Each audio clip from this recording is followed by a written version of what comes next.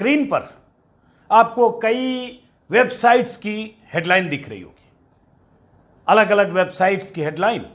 खबर क्या है, गौर से सुनिए और उसके बाद मन करे तो जी भर हंसिएगा या सोचिएगा कि क्या इतिहास पढ़ाया जा रहा है और इतिहास के पुनर्लेखन के नाम पर इस देश में क्या क्या हो रहा है और क्या क्या अभी होना बाकी है।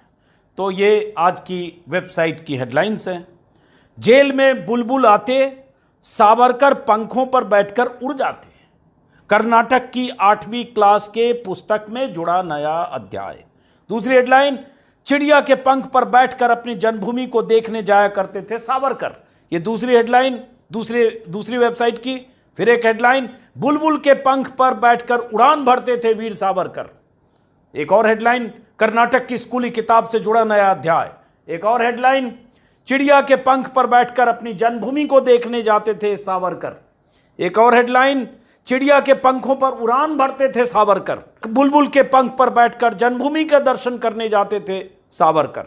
कर्नाटक की टेक्स्ट बुक का नया अध्याय। तो ऐसी खबर इसी मिलती जुलती हेडिंग के साथ आज कम से कम 20-25 वेबसाइट में छपी है।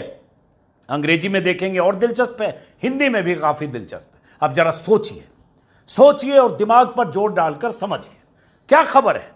खबर यह है कि सावरकर जब अंडमान की जेल में बंद थे, जब अंग्रेजों ने उन्हें 50 साल की सजा दे दी थी, जेल में बंद सावरकर जिस कमरे में, जिस काल कोठरी में या जिस कोठरी में, अंधेरी कोठरी में थे, जिसमें रोशनी आने के लिए कोई सुराख भी नहीं थी, कोई रोशनी की किरण आने की कोई गुंजाइश नहीं थी, लेकिन वहां न जाने कहां से कोई चिड़िया बुलबुल कमरे में आ जाती थी और चिड़िया पर सवार होकर, चिड़िया के पंख पर सवार होकर सावरकर महोदय जेल से बाहर जाते थे, जन्मभूमि मातृभूमि के दर्शन करके फिर आ जाते थे। ये कर्नाटक में 8वीं क्लास के पाठ्य पुस्तक में, सिलेबस में बच्चों को पढ़ाया जा रहा है।